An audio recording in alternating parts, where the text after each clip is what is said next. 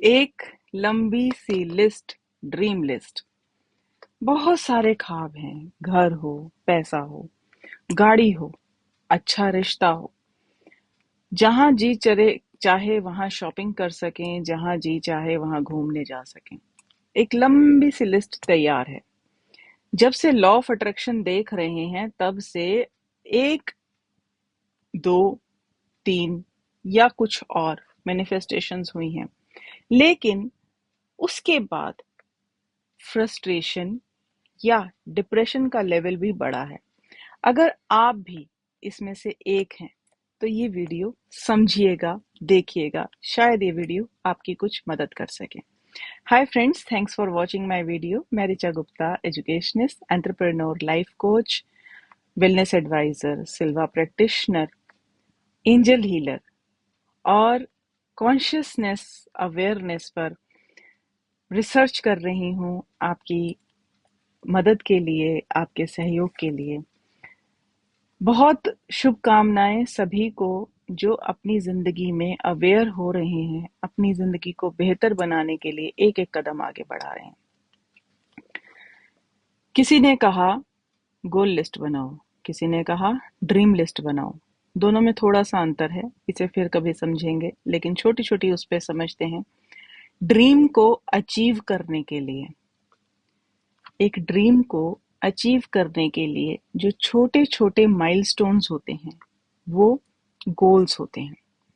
Dream list अलग होती है और जो गोल लिस्ट होती है वो अलग होती है।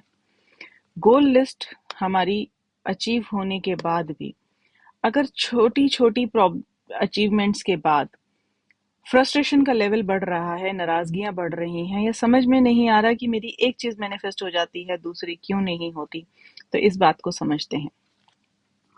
यूजुअली होता क्या है, एग्जाम्पल के तौर पे समझते हैं कि माँ ने एक लिस्ट बनाई जिस लिस्ट में था कि मुझे एक गाड़ी चाहिए। ठीक है, गाड़ी का सपना है 50 लाख की गाड़ी, मान लेते हैं कोई बड़ी गाड़ी। और अभी आपने एक गाड़ी मैनिफेस्ट करी जिसे आप कहेंगे कि 10 से 12 लाख की थी या 20 लाख की थी। तो जो आपने ड्रीम लिस्ट में लिखी थी ये उस तक पहुंचने का एक छोटा गोल हो सकता है, एक माइलस्टोन हो सकता है। लेकिन अब आपने ड्रीम लिस्ट देखी और अपनी गाड़ी देखी, सेटिस्फेक्शन नहीं हुई, पसंद नहीं आया मामला, यूनिवर्स पे ट्रस्ट नहीं बना। एक दिन की एक्साइटमेंट थी, उसके बाद पूरी की पूरी ड्रेन हो गई। समझा ये नहीं कि हमने लॉ ऑफ अट्रैक्शन नहीं, लॉ ऑफ रेजोनेंस लगाया था। लॉ ऑफ रेजोनेंसेस जो हम अंदर से फील करते हैं, अपनी वर्थ समझते हैं, हम अट्रैक्ट वो करते हैं। लॉ ऑफ अट्रैक्शन प्राइमरी नहीं, सेकेंडरी है। लॉ ऑफ रेजोनेंस जो है वो प्राइमरी होता है। अब इस लिस्ट पर जब हमारे पास एक गाड़ी मैनिफेस्ट हुई, जो लॉ ऑफ रेजोनेंस, जो अपनी वर्थ को समझते हुए थी, अट्रैक्ट हो गई, खरीद ली, घर आ गई, जैसे भी खरीदी। अब उसके साथ के आने वाले बाय प्रोडक्ट चैलेंजेस, जैसे रोड पर चलना, उसका घिसना, उसकी मेंटेनेंस, उसका ऑयल, उसकी जो अपग्रेडिंग है, उसकी ग्रूमिंग, उसकी खूबसूरती को निकालना, उसकी डिटेलिंग कराना, जो भी था वो तो कैलकुलेट ही नहीं किया था। एक दिन किया, 2 दिन करा, 4 दिन एक्साइटमेंट में करा, 5वें दिन लगने लगा यार ये मेरे बस का नहीं है बिल्कुल भी, बहुत खर्चा है, हाथी पाल लिया, ऐसा कर लिया, वैसा कर लिया। अगर अपने गोल को, अपनी माइलस्टोन की अचीवमेंट को नहीं समझा, इन सारी चीजों को पहले से प्रिपेयर नहीं किया था, या इसके बाद आने वाले जो बाय प्रोडक्ट चैलेंजेस हैं और बाय प्रोडक्ट खुशियां हैं, उसे तो पहले देखा ही नहीं था। सिर्फ इतना लगता था मेरे घर के बाहर एक गाड़ी खड़ी है जिसे मैं जब चाहूं जैसे चाहूं चला सकता हूं। ठीक इसी तरह जब हम किसी के साथ रिश्ता मैनिफेस्ट कर रहे हैं, सिर्फ इतना सोचा बस मेरी शादी हो जाए तो मैं खुश रहूंगा। ये नहीं सोचा कि उसमें देना क्या क्या पड़ेगा, उसको सींचना कैसे कैसे पड़ेगा, उसका बाय प्रोडक्ट क्या होगा, वो तो बिल्कुल भी नहीं सोचा। और होता क्या है, एज अ रिजल्ट जब ये गोल्स टूवर्ड्स ड्रीम्स अचीव होते हैं तो खुशियों से ज्यादा यहाँ फ्रस्ट्रेशन बढ़ने लगता है।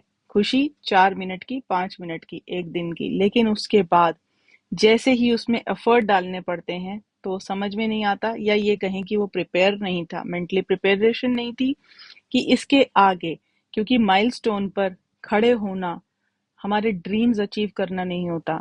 एक अचीव हो गया, चलना भी जरूरी है। तो माइलस्टोन अचीव हो गया यानी गाड़ी घर आ गई, शादी हो गई, या कुछ और एक्स वाई जेड कोई जॉब लग गई। अब जॉब लग गई, ड्रीम जॉब लग गई, लेकिन अब सेटिस्फेक्शन नहीं है। क्यों नहीं है? क्योंकि एफर्ट कितना करना पड़ेगा उस ड्रीम जॉब को मेंटेन रखने के लिए, वो तो प्लान ही नहीं किया था। और जब करना पड़ा तो उसके लिए प्रिपेयर नहीं थे। तो अब ड्रीम जॉब से भी फ्रस्ट्रेशन होने लगा। सो गोल बनाते हुए, जब भी अपने गोल बनाएं तो समझ के बनाएं कि ये महज एक माइलस्टोन है। इसके आगे भी जाने के लिए जो इसके साथ में आने वाले चैलेंजेस हैं, जो इसके साथ में आने वाला एफर्ट है, उसके लिए भी हम प्रिपेयर रहें। रिश्ते को मेंटेन करने के लिए, गाड़ी को मेंटेन करने के लिए, जॉब को मेंटेन करने के लिए बाद के एफर्ट्स क्या हैं वो हम प्लान नहीं कर पाते। और अगर हम उसकी भी प्लानिंग करें तो डेफिनेटली अब इन गोल्स में एक एक्साइटमेंट आएगा। Yes, I am ready for this challenge. ये एक्साइटमेंट है, ये तो मेरा ड्रीम था, यही तो मुझे चाहिए था कि मैं एक नया चैलेंज एक्सेप्ट करके सीख सकूं कि इससे ओवरकम कैसे किया जाता है। तो आपको बेहतर तरीके से अपने गोल्स को एक्सेप्ट करने में और उसके बाद की जो फ्रीक्वेंसी मेंटेन करनी है, जो वाइब्रेशन मेंटेन करनी है, उसमें एक हेल्प मिलेगी। आशा करती हूँ आपको ये वीडियो पसंद आया होगा। कृपया लाइक करें, सब्सक्राइब करें। डिस्क्रिप्शन में फ्री व्हाट्सएप ग्रुप का लिंक है। मंथ में एक बार फ्री सेशन जरूर होता है जहां पर आप अपने सवाल जवाब कर सकते हैं और इंटरेक्ट कर सकते हैं। आप भी ग्रुप ज्वाइन करके अपनी लाइफ में एक चेंज लेकर आए। मिलते हैं अगली वीडियो में। Till then stay safe, stay happy. Thank you, thank you, thank you and good luck.